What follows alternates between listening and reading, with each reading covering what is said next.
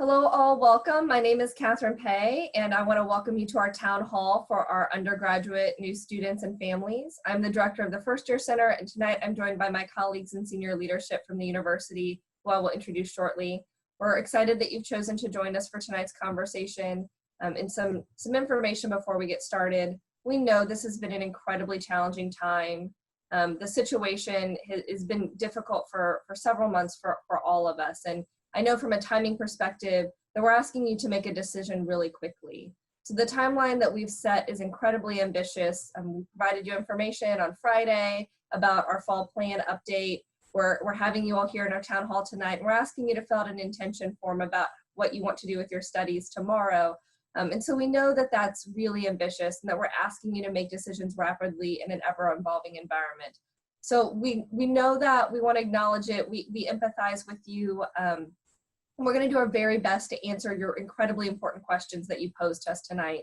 We received over 1,000 submissions, which equates to approximately 2,000 individual questions for tonight's town hall. And I know that an hour will not be enough for us to fully respond to all of those questions. And so I want you to know that we're also working on providing written responses to the questions that we received. And we'll put more information on covid19.worcester.edu later this week.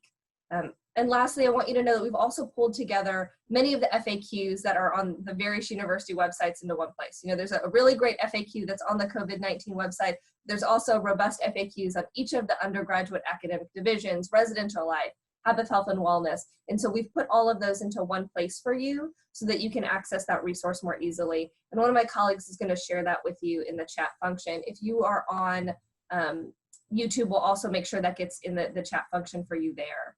And now I want to make sure you know how to submit questions during this town hall. So if you're logged into Zoom, you'll notice that we've given you the ability to ask questions via the Q&A feature. If you're watching via YouTube, you can submit your questions using the chat feature. We have some professional staff who are helping us to field these questions.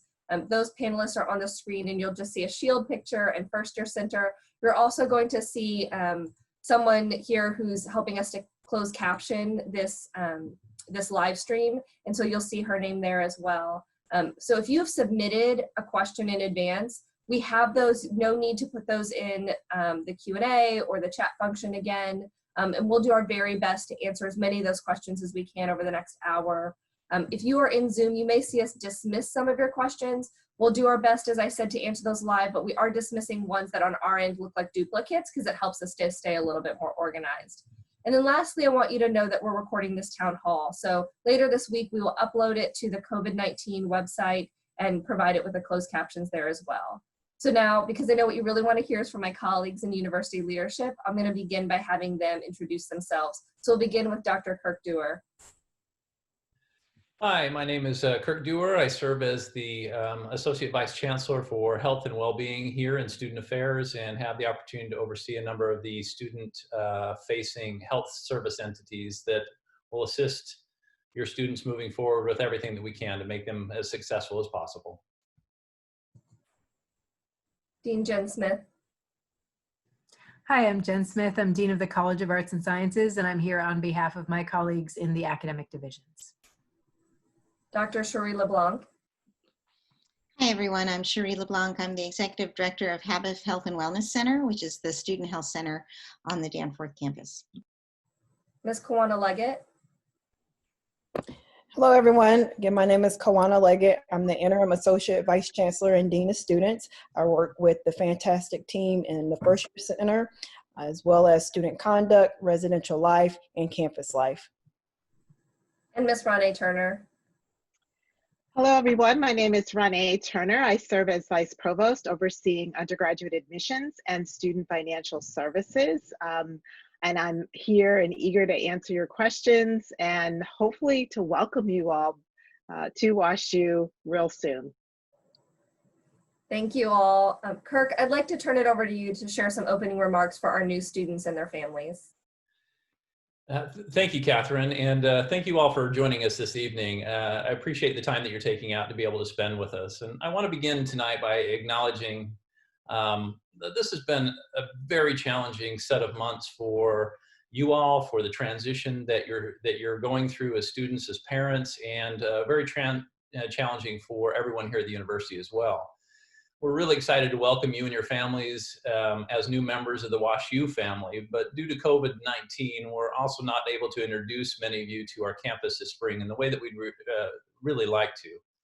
We'll begin classes in a few weeks, but it won't be the same experience that we typically want to be able to have for everyone here on campus, and not the one that you're accustomed to. But we've been hard at work to ensure a strong educational experience for you. And I guess I want to start tonight by emphasizing the two primary guiding principles that we have been operating with in the planning and the intention of opening in the fall. Our plans are primarily guided by our interest in opening campus for faculty, staff, and students. And number two, with a heavy focus on our top priority being the health, safety, and well-being of our entire university community. So that's been really fundamental in what's been guiding how we've been responding to things. Our plans have been strongly informed by science, by available data, and strongly informed by our public health experts and also our colleagues from the WashU School of Medicine, and primarily a focus on our infectious disease experts. We've been consulting with world-class experts on a very regular basis to figure out how we want to be able to move forward. One of the other guiding underarching principles, I guess, would also be the need for us to try to be as flexible with you and you to be as flexible with us as we possibly can.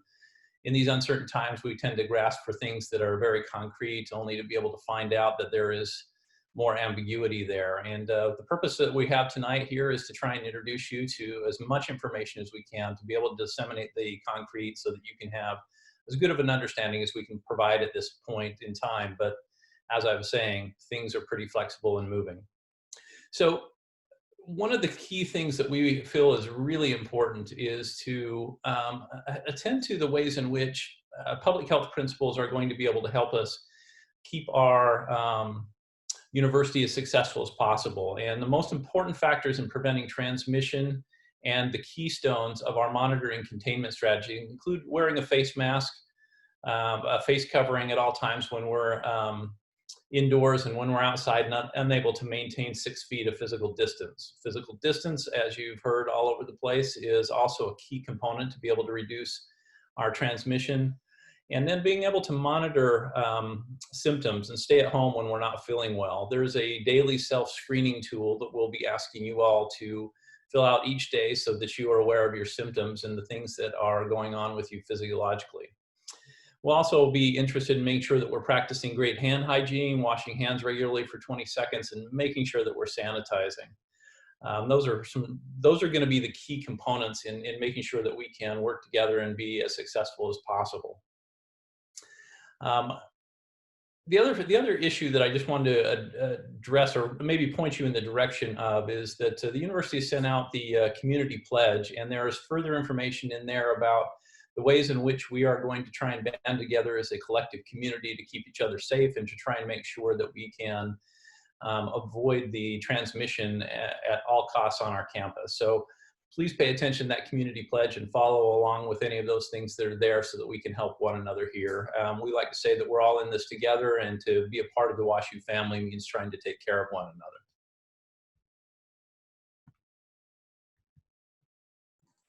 Thank you. We're going to move into our Q&A portion of the town hall now. So my first question is for you, Jen.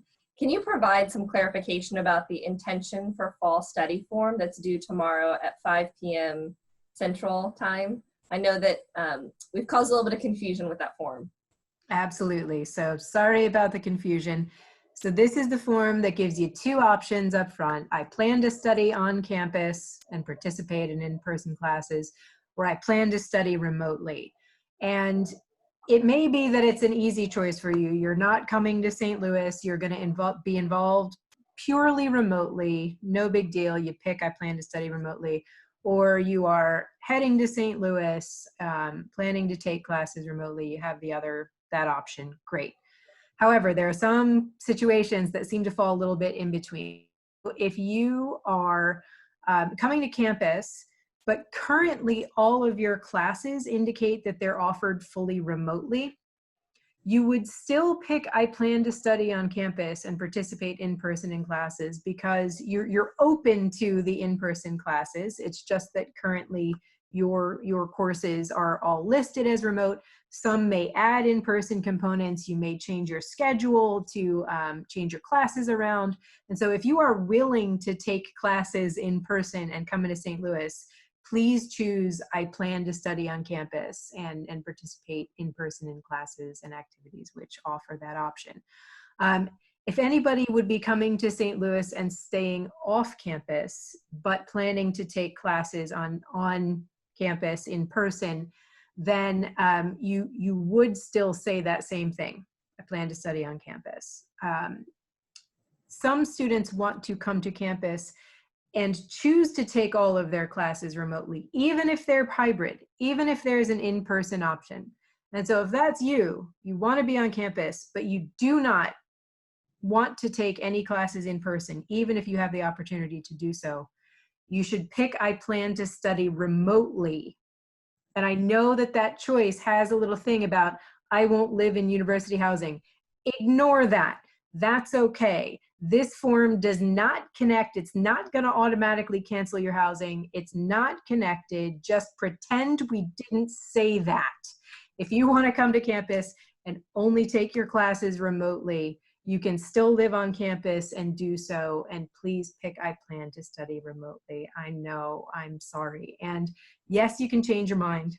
That is all right. You can shift to remote learning really at any point that you want to. This isn't a binding decision. So I'm so sorry for all of the stress that this has caused. You will have the opportunity to adjust from what you tell us by tomorrow, 5 p.m. Thanks, Jen. Rane, could you explain the process for taking a gap year? Sure, happy to do that. So each year we do have typically a small number of students to defer their admission for a year. And let me just stop, because Catherine asked the question about gap year. I use the word deferral.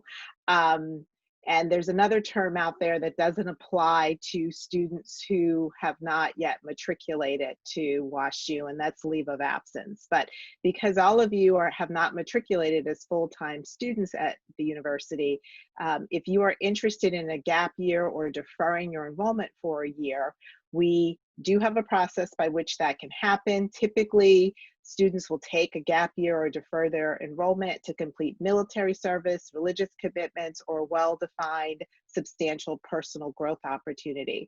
And deferral requests are evaluated by the Office of Undergraduate Admissions, and it's on a case-by-case basis.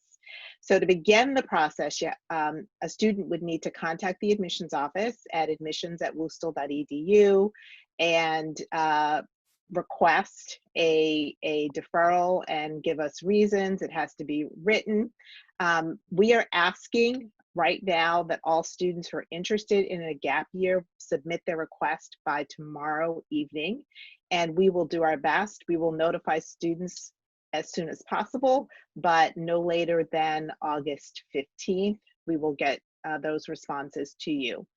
If you are interested in a gap year or a deferral and you're concerned about filling out the intent form, the intent to study form, I would suggest that you fill that out as if you hadn't requested the deferral. And once everything is aligned, things can be communicated to your academic division if you so choose to. Another point about gap years and deferrals is that you're unable to enroll full-time at another institution while on a gap year. And the gap year is for 1 year. We do not have semester deferrals or gap programs. So if you're requesting a gap year or a deferral, your place will be held for you to start next year at this time. So I think that's about it. If there are other questions, happy to answer those later. Thank you so much, Rane. Dr. LeBlanc, obviously we're receiving a lot of questions about our COVID-related safety measures. Specifically, could you explain what our testing strategy is? Sure, thanks, Catherine. So our testing strategies is twofold. It's an important part of our overall monitoring and containment strategy, but every person on our campus will have access to a test through Barnes Jewish Hospital, which is called a diagnostic test for anyone with symptoms or anyone who we've identified as having a very close contact with someone else who's a positive case. So that is what's called a diagnostic test. And we're really happy and excited to be able to partner with Barnes Jewish so that we have a very highly accurate test that we have results back within 24 hours. There is another test that is under development that we are utilizing, and that's more in a surveillance mode. And that again is under development with research from our faculty on the medical campus. At the moment, we are able to test all of our students who are living in residence halls or off-campus residential housing for COVID, and we will have those results back within 24 hours. This is a very new test, and it's undergoing further research. We hope to be able to expand that, but at the moment, as of this day today, I can tell you that's what our strategy is, but we're continuously monitoring the research and looking at ways we can expand that if it makes sense to do that. Thanks. Thank you.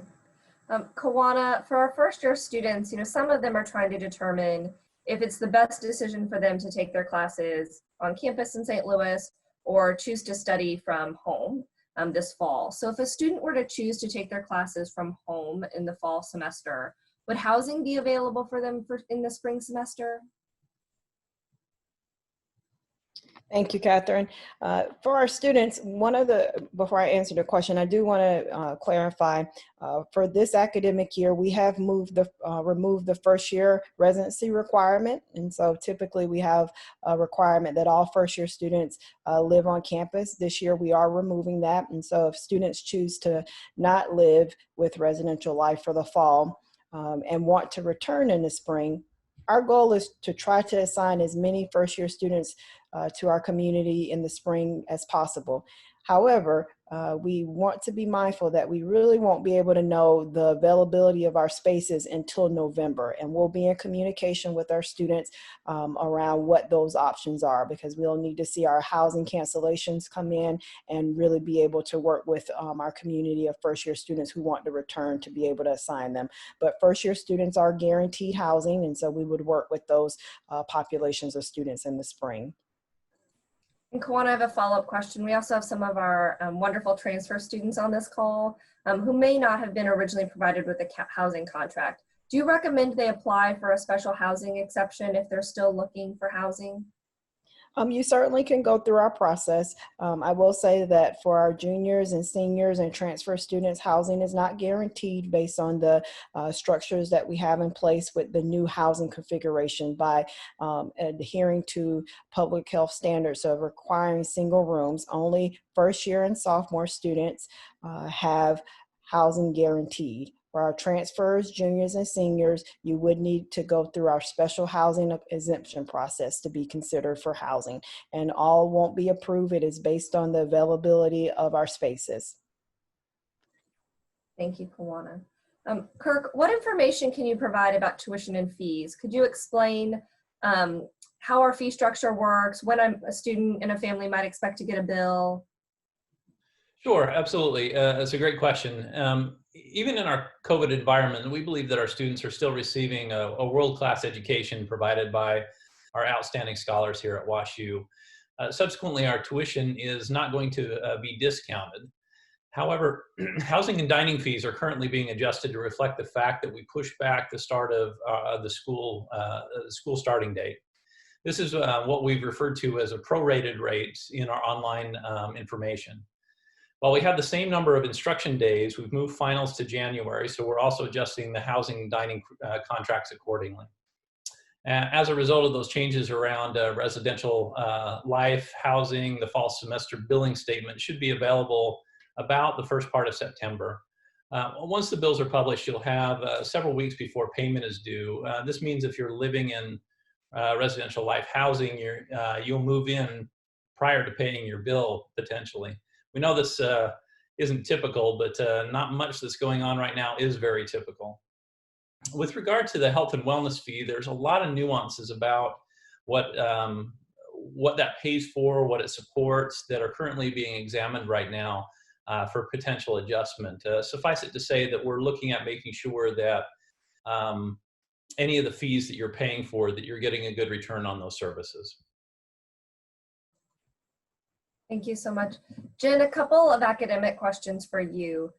Could a student switch between within a hybrid course, if that's what I've chosen to in my class is listed out right now in course listings? I'm gonna start over. If I'm in a hybrid course in course listings and I start the semester in person, but in the middle of the semester, I realize it's the best decision for me or my family to switch to remote learning, would that be an option?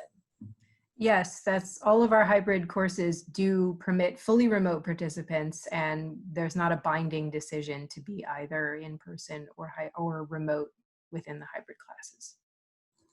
And because I realize I've been using the language remote, hybrid, classroom instruction, could you briefly kind of explain the difference between those three for folks who haven't had a chance to look at the school FAQs?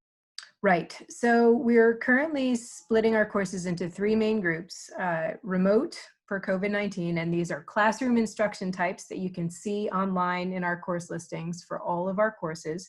Remote per COVID-19 means the class is being offered fully remotely. There are no in-person components. So even if you are on campus, you will be engaging in that class fully remotely. Now, a number of our fully remote classes are going to offer some optional gatherings for students so that you can get to know each other. So there may be, but those won't be formally part of the class or required. So everything delivered is fully remote.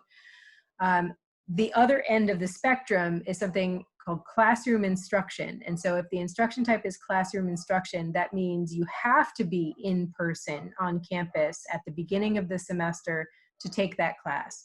Now, this is pretty rare. There are only about 3 academic classes over the 1,200 we offer in arts and sciences that are classroom instruction. So if you're in any of those, you should talk to your advisor, and you're planning to stay remote, you should talk to your advisor and figure out how to shift your registration so that that will work. And then everything else is classed as hybrid. And hybrid means that there is an in-person component for anybody who is studying from campus, but that all of the course content will be available remotely. So if you choose to participate remotely in a hybrid class, you may be Zooming in and seeing students in the classroom and your instructor and putting your questions in chat. So there are some students that are physically in the classroom with the professor and some students that are participating remotely. And so that's the hybrid. Thank you. Ronnie, I have a question for you. Can you speak to work-study positions? Are they impacted by the university's hiring freezes? What's the university's commitment to support our students who maybe would have a work-study position in their financial aid package? Yeah, sure. Happy to speak to that. So if you have a work-study position, work-study in your financial aid package, typically the process is that you fill out a questionnaire giving us an idea of what type of position you would be interested in, and then we would make those assignments and you would meet your employers and figure out if there was a match there. At this particular point in time, as a result of COVID, we expect that there will be some work-study jobs available for students and that we will be able to make the match.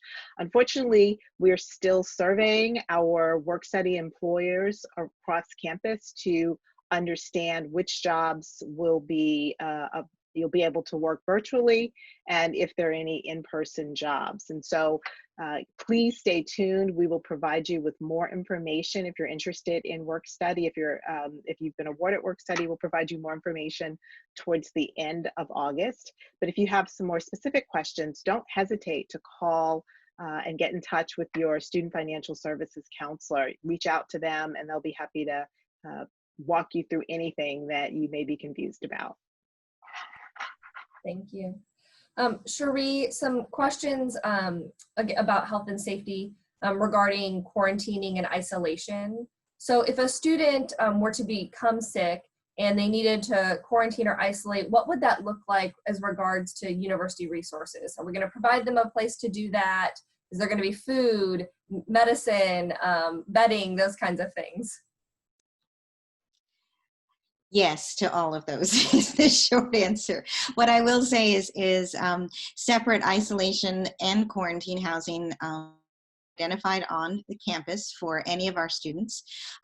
We expect that for the most part, we'll identify someone that needs to go into that either isolation because they have been diagnosed with COVID, or quarantine, which is a separate place, if they have been identified as someone being what we call a close contact or have been potentially exposed to COVID.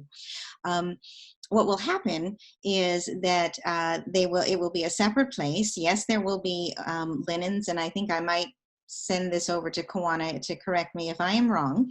But HABIF nursing will be in touch with students regardless of where they are isolating or quarantining on a regular basis, touching base with them, going over their symptoms, giving them advice on what needs to happen, arranging for them to come in to be seen either at the health center or, if it's an emergency, up through the hospital to be seen. Food will be delivered. We'll be working for the on-campus isolation and quarantine spaces. We'll be working with the dean's offices to be sure that students then have access to virtual learning as they see fit. I think that got all of your questions, but let me know if not. I have some follow-ups that are coming through. So, based on what you just said, let's say I'm a student and I want to quarantine at home with my family as opposed to in the university facilities. Is that an option available to me? And would the HABIF nurses still be making those phone calls?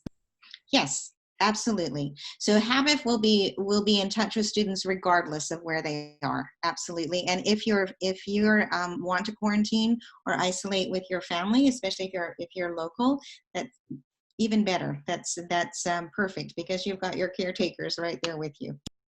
And then when students arrive to campus, for those living in residential life, I know you mentioned that we're going to test them. Are we going to expect students to stay in their rooms until those results come back? What is that process going to look like? Has that been fleshed out yet? Not entirely fleshed out is the short answer, Catherine. We are working furiously on getting all of this to be in place.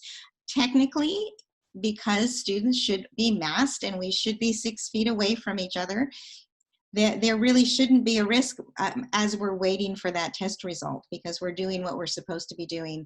But we are kind of looking at that and talking about, do we want to be sure that folks stay closer into their rooms? Do we get their meal for that evening delivered, and so on? So stay tuned. We're still working on the exact details. Great, thank you. Kawana, a few housing and residential life questions. I'm going to start with what I hope is an easy one.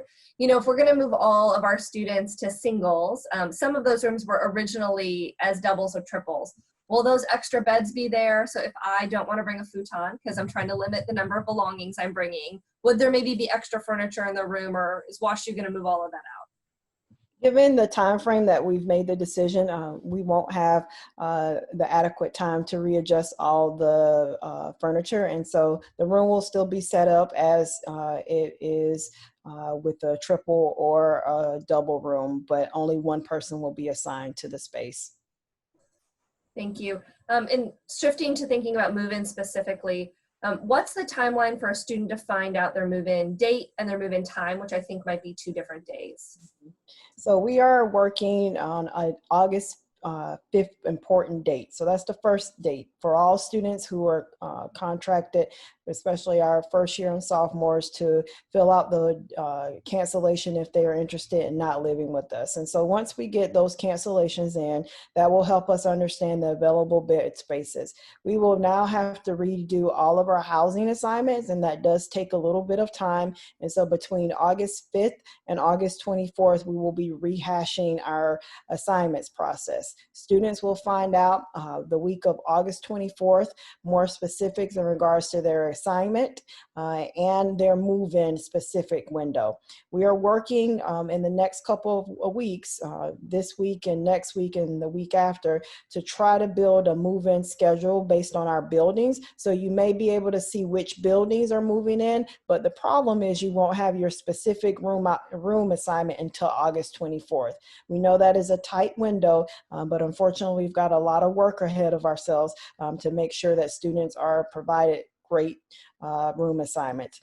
For our first year students, know that all of our first year students will be assigned to the South 40. We wanted to stay true to that South 40 first year experience. You just will be in a single room. And so the long short answer is the week of August 24th, more information will be coming about your housing assignment, also information around testing as Dr. LeBlanc has shared, and more specifics on the move-in day window of day and time. Okay, last question about move-in for now, but I'm sure I'm going to come back to it. Will families be able to assist their students with move-in? So this is one of the more challenging aspects, whereas if all of us thought about our move-in experience, we had support in many ways. It could be friends, it could be families, it could be siblings. Unfortunately, this year has thrown a wrench in that. And so we are limiting the number of support folks that you can bring. And so there will be no more than 2 people that you can bring to help support you through your move-in. And that can be a family member, that can be friends, but no more than 2 people. And there will be a specific window of when they can come and when they need to go from campus. And so we want to make this a wonderful experience, but we also want to adhere to our public health guidelines. Thank you. Kirk, could you speak to what facilities and resources may be available on campus? Specifically, I'm thinking about the library, the recreation facilities, but there may be others as well. Sure. Let me address those first 2. First, our campus recreation in the Summer Center is going to be open. Part of what the group over there is doing is looking at the professional standards from their national organization and trying to implement similar things that are happening here. Yeah, it's been mentioned earlier about the American College Health Association's impact on our Habif Center, but the same kind of thing is happening with our Summers Recreation Center. And so what will happen there is that students will be able to go to the Summers Rec Center.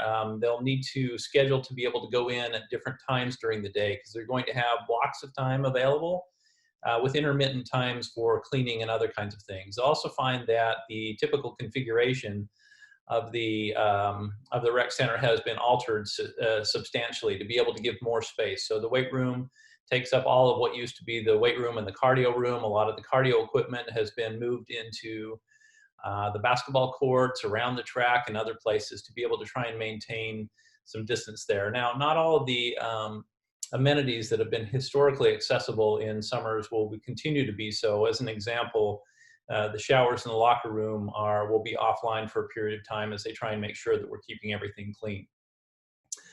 With regard to other campus locations, the Danforth campus is going to be primarily closed to outside engaged parties, to the public in general. The John M. Olin Library, however, will be open for selective services. Specifically, there'll be some virtual research consultants, and instruction will be provided by the subject content area expert librarians, and they'll offer 24-hour reference support and 24/7 chat services to be able to help the students with what it is they need. Access to printing services and some of the other universities, Zoom study dine pods will be established in designated portions of the library as well. So there's a link that's going to show up in the chat that will help guide some of those Olin Library accesses, and campus in general will look and feel just a little bit different as we try and make sure that we're as safe as possible, students accessing buildings, but trying to go into common spaces, and the most common two end up being the library and our summer center. Thank you. And you didn't mention this, but I did it today, so I know it's true. While you can't browse the stacks in the library, they will pull books for you and you can pick them up, which I will say was actually really lovely, because a fabulous reference librarian who's a much better expert than I am found me some really great resources and pulled those for me. So that was actually, I know that's a service they always provide, but that was one I hadn't used until today. So that was a good one for me. Back to some more health and wellness questions for you, Cherie. Again, a few more follow-ups about testing. So are we gonna expect students to pay for the tests that we're requiring when they come to campus? Have we thought about like where these are gonna occur? And then I've got some follow-ups after that. No, the tests will not, students will not be expected to pay for the tests that we will be requiring of them coming onto campus. And we are working out the logistics of exactly how the testing is going to look and where those testing sites will be. I don't have the answer to that at the moment, though. But on campus? Probably on one of our campuses. Fair to say, since we do have a really robust medical campus right away. We've talked a little bit about how we're expecting students, faculty, and staff to do daily self-screenings. Would a self-screening potentially impact if someone were expected to do a follow-up test? Or are there other kinds of plans being put in place about how regular testing might occur once we're able to ramp up? Well, if someone failed a screen, that means that they would be saying that they have symptoms of COVID potentially, or that they might have been in contact with someone. So that would go in diagnostic testing bucket, and they would be tested. It's a different type of test that we're doing. And I'm not sure I followed the second part of your question. I'm sorry, Catherine. So I think you answered it, that if someone did not pass the self-screening, that they would then be doing testing. I guess the clarifying question that I'm seeing come through on the Q&A from some families is, if we have capacity to ramp up, because you've mentioned that we're working towards that, would we potentially, as an institution, choose to perform more regular testing amongst our students or other, populations on campus, like employees? Yes. Thank you. That for short answer. Short answers are okay. And also, I love seeing your dog pop up into the screen. Kirk, I have a couple of questions for you about mental health and some of the wellness resources, since those also fall under your area, as well as Cherie's. A lot of us have been without a ton of human contact for a while. Lots of Zoom contact, phone calls, maybe some drive-by waves, but not a lot of in-person interactions. And the way we've described what the fall semester will look like, there still won't be a ton of in-person interactions that we're able to do safely that are closer than a 6 foot different distance. So what is the university doing to ensure that our students have access to mental health care, that we're thinking about wellness holistically as an institution? Yeah, it's a great question. And one of the most difficult things about this quarantine time, and people find themselves getting more distal from close family and relatives and friends and colleagues. And that's provided a particular challenge to trying to protect ourselves against COVID. So that's something that we have been working diligently to try and figure out how to be able to navigate from a distance point of view. It's a little bit more difficult for some circumstances, and others it lends itself well. So I'm going to cover a couple different topics. From Habith Mental Health, our providers there are going to continue to be able to reach out to students, to be able to engage with them, to do some checks. Also, some of that will be coming from our WashU Cares services, to be able to check in on students that we might be concerned about for one reason or another. For those that might be in need of more ongoing services, particularly mental health services and or therapy, and live in the state of Missouri, we're providing online therapy, telemental health it's called, to those individuals. There's some state restrictions with regard to the licenses that preclude us from being able to do everybody across the United States, but we're currently exploring options, and also there's some legislative movement and other kinds of things that may give us a more wide-ranging opportunity to be able to see more folks. So it's a very strong concern for us. I mentioned WashU Cares and the things that we're trying to do there. Our RSVP center is also trying to be able to make sure that they'll have appropriate therapeutic engagement available for the constituents that need that office. And then lastly, out of Dr. LeBlanc's health promotion office, they're doing an immense amount of engagement with students online, from Mindful Mondays to other kinds of mental health campaigns and informational services that they're providing. There's a lot of work being done from a remote venue, trying to attend to some of those. But it obviously doesn't solve all the issues that we might have in this kind of COVID environment, where so many of us spend most of our time trying to help students to be able to get in more contact with each other, develop relationships and connections. it's just a different environment, and unfortunately it does take a toll on our mental health, and we're trying to be thoughtful about the ways in which we're supporting those deficits. Thank you. Jen, could you explain what went into the decision-making process for determining if a class were going to be classroom instruction, hybrid or remote? Did the faculty get to choose? Was it mandated? Were those decisions made?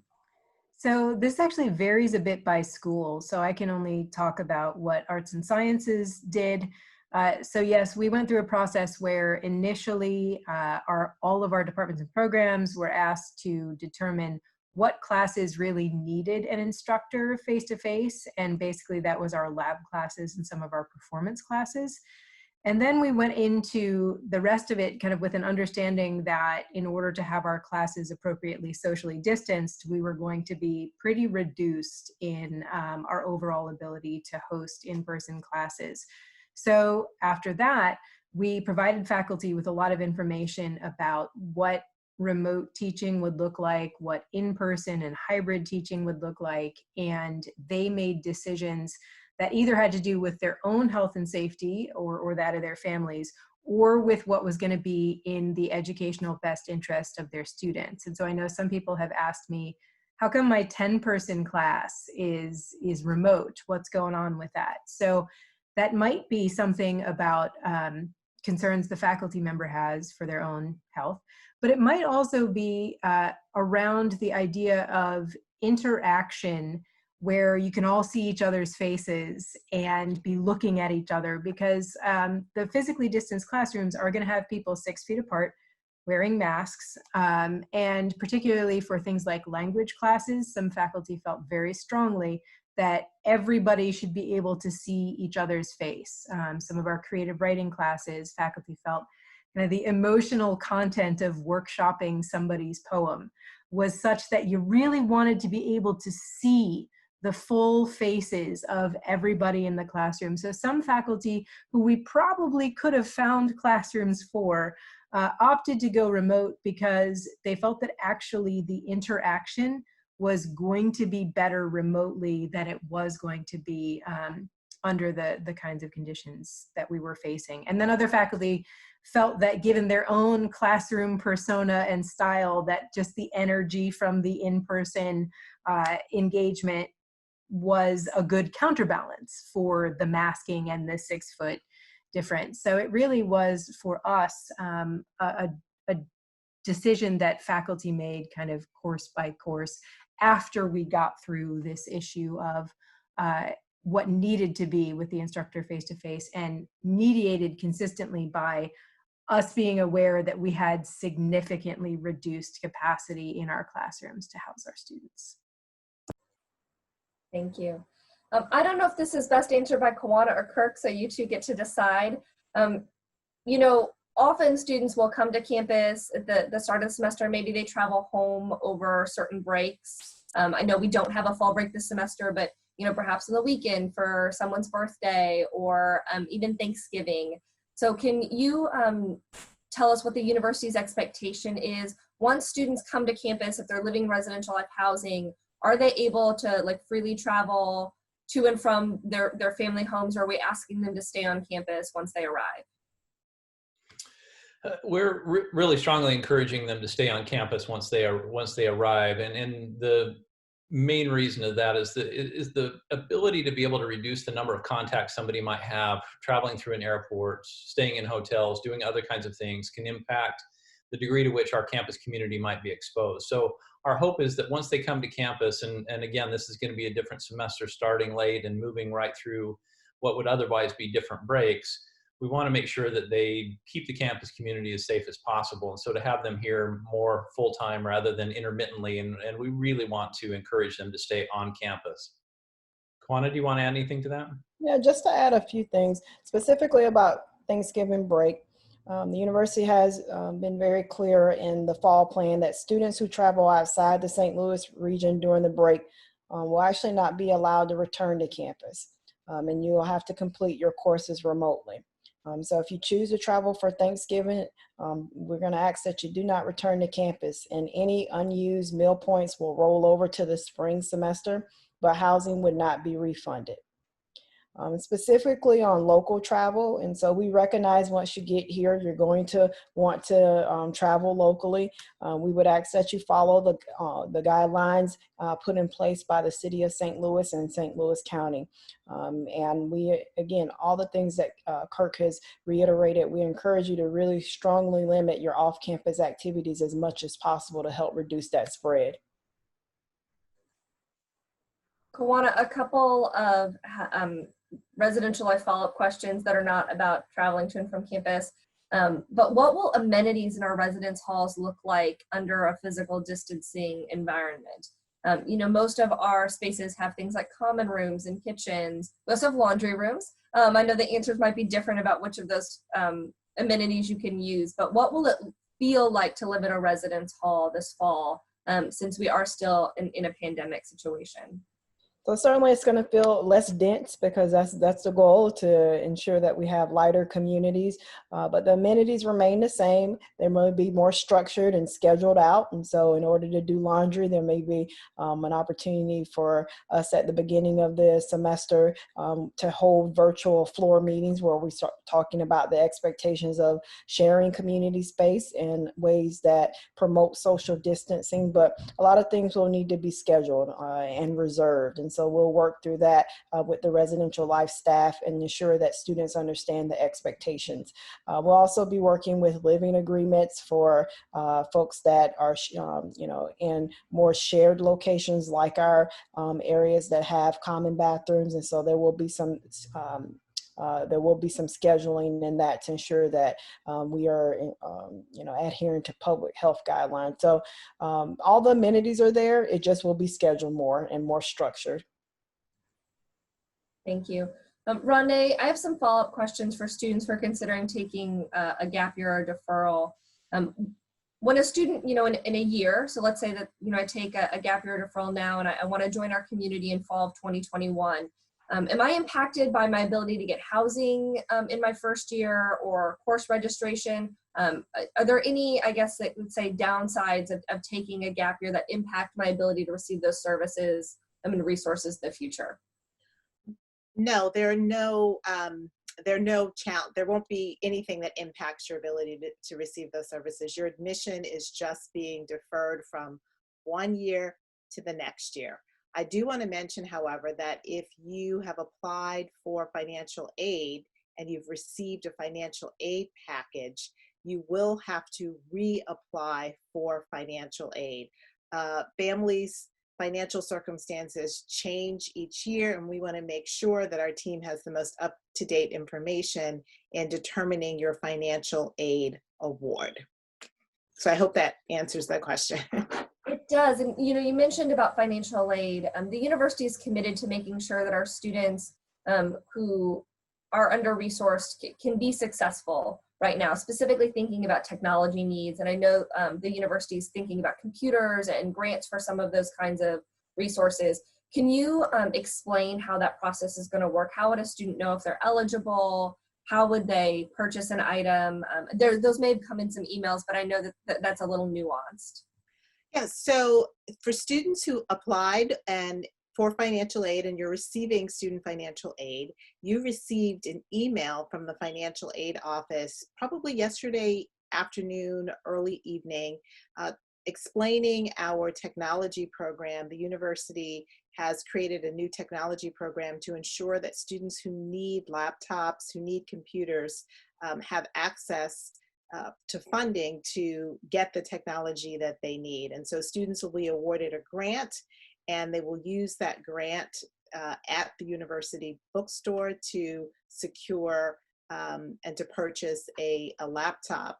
And the laptop program and what will be recommended are laptops that meet the specifications for the academic division in which you are in. The university worked very closely with our academic deans and their teams to understand exactly what the specifications are for you to be successful in learning. If you have any questions, please feel free to contact the Office of Student Financial Services, and your student financial aid counselor will be able to assist you.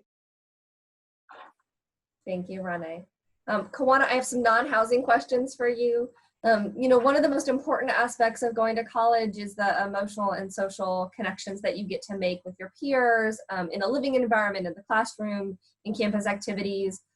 What will it look like for our co-curricular experience for our students this first year? I know that we're not going to have general body meetings for student organizations with 300 people in one place, but in person. But what are we going to do to make sure that the students still get to have those connections and those experiences?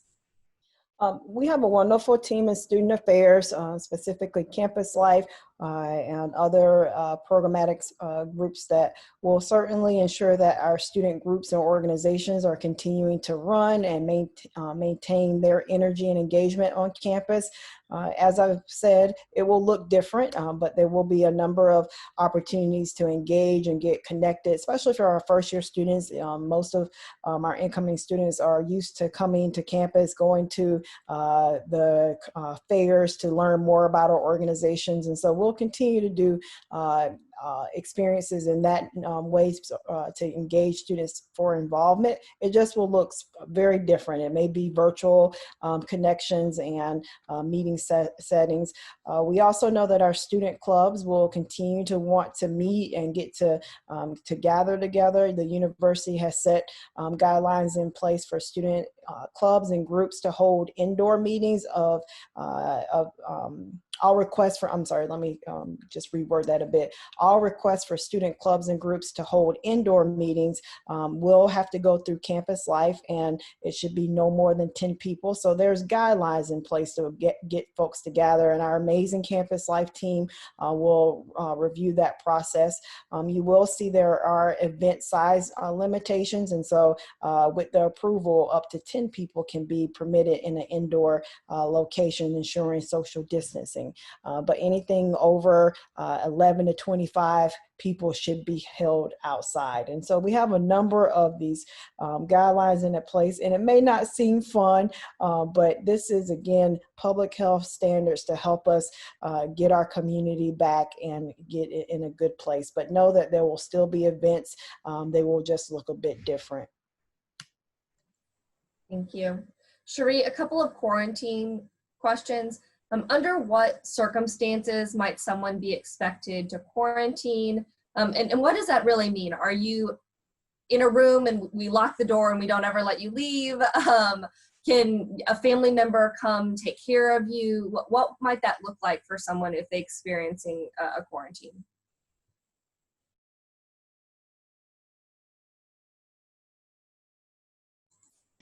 Can you hear me? I can, yes. Sorry, it looked like everyone froze for a second. So we would quarantine someone if they have been identified as someone that might have had a possible, but that might have been exposed to COVID. So that would mean you were in within 6 feet of a person for more than 15 minutes, and that person had tested positive for COVID. We start that process by interviewing the people that are positive and trying to figure out, in a really detailed way about identifying who would be a contact, a close contact. So if that were you, we would assign you to a different residence hall and in a different room to be in. We were not going to be locking down dorms and locking down halls. We're still looking at all of the ways that we are going to operationalize these. But it's an interesting question about, could someone come in and take care of you? I don't think I've had that question, and I think it might also be something that we would need to talk about with our resident life folks, and what are the rules around that. So it's a great question. Stay tuned, and hopefully that was a good enough explanation about quarantine. It's confusing. Quarantine, isolation. There's all kinds of terms being thrown around, but I would recommend for most of you, keep going back to our website and looking at the frequently asked questions, because a lot of this is explained, and then you can just take the time to really look at it, and I think that might be helpful too. Thank you. Jen, I promise this is my last question, at least I think it is, about the intention form. Two things. One, does a student see a confirmation? Because it seems as though you you submit your choice and that's it. Is that okay? And then the second question is this intention form, I know it's called the fall intention form, but is it only for fall or am I locked in for the whole academic year? It is only for fall. And as far as I know, you don't get a specific confirmation. So you are okay if you did not get a confirmation email. And, you know, we are playing this by ear in terms of planning moving forward. And so we will be consulting with folks about spring plans moving forward. And because, you know, I have to ask one more intention question, of course. Since you explained really well at the beginning of this what those two options really meant. If I submitted the form yesterday, but now realize, oh, maybe I wanted a different option, can I go ahead and switch that? Absolutely. So up to and through 5 p.m. tomorrow, you can just, if you want to change your mind, just submit the form again. We will use the last one that we get from you. And then if it's after 5 p.m. and you want to change your mind, there will be information at the survey link that will say survey is closed, go here, to let somebody know you want to change your mind. So. Thank you. Kirk, could you maybe explain the alert levels the university is using to help us determine what activities can happen on campus? Yeah, certainly. That's a good question. So the university's put together kind of a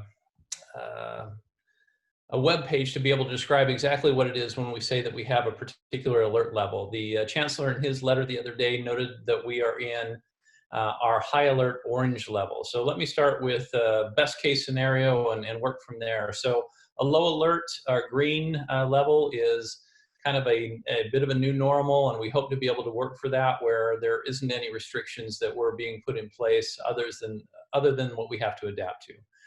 The yellow level is a moderate alert, indicating that we're open with many protective measures still in place and that we have to attend to those. Currently, as indicated in the chancellor's letter, we're in that high alert where there are limited activities that are occurring on campus that still affords us an opportunity to be able to have classes and the other services that we've talked about this evening. The one that we're hoping not to be able to get into is the very high alert, red level, where additional stay-at-home orders are in place, and there could be different additional restrictions, alternative operations, or other kinds of things that get put in place if we have to move into a red level. So the follow-up question is always, so what might have a shift to a different level? And for us, we're really trying to be able to continue to monitor the conditions that are on the ground here, both in St. Louis and nationally, because as you've been attending to the prevalence rates, it's changing. And so one of the things that we're concerned about is the transmission rates. Dr. LeBlanc spoke to the availability of testing. We want to make sure that we still have plenty of tests to be able to do those diagnostic tests that she spoke of. Availability of personal protective equipment is something that we'll concern ourselves with as well. Contact tracing capacities and the capacity of our healthcare system to be able to manage whatever it is that we're facing. That includes our isolation and quarantine housing as well. And then also of the rates of compliance with our public health requirements, the things that I spoke about before, the hand washing, face coverings, 6 feet distance, and monitoring symptoms. Those are so critical. They, as I mentioned, they are the absolute cornerstone of us being able to be successful in this semester. And we also have to consider our ability to successfully manage other facets around the university engagement. So to shift to a very high red level alert on campus, that would be an indication that we would need to reduce our density even further by some mechanism. Thank you so much for that explanation. Kawana, my last question is for you, because these are our new students and our families. What will our orientation experience look like for those two populations, both the new students and the families? Well, one of the most important experiences is the Welcome Week Bare Beginning experience. And so know that we are still very much committed to welcome you to our campus. The First Year Center does an amazing job in coordinating all of our first year efforts in terms of our welcome. So Bare Beginnings will include our fall welcome, and it includes academic experiences, small group meetings, and convocation. So all of that will be put in place, but it will just be very different in terms of connecting in small groups and virtual experiences. Know that parent and family orientation will also be offered as a virtual experience, and more information will be available in early September. Families will be mailed a convocation kit to ensure their ability to participate in convocation. And I do want to thank Catherine and her team for putting together what I think is a very pretty cool kit that our families will appreciate once they receive it. So it's going to be a great experience. Again, different, more virtual, but it's an exciting time to welcome you all to our Bear community. Thank you so much. Panelists, I want to thank you for being here with us this evening and sharing this important information for our new students and their families. And to our students and our families, we hope you found this town hall helpful in getting some of your questions answered. I know we weren't able to get to all of those questions, and so as a reminder, we will provide written responses to as many as we can on the covid19.worcester.edu website later this week. That's also where you'll That's also where you'll be able to find a recording of this webinar. I've clearly been on too many of these this week. And so if you have additional questions, I encourage you to email covidquestions@worcester.edu. And also you can call the COVID hotline. And so those two things are also in the chats for you. But again, thank you so much for being here. We'll put more information on covid19.worcester.edu, and have a wonderful evening. Bye.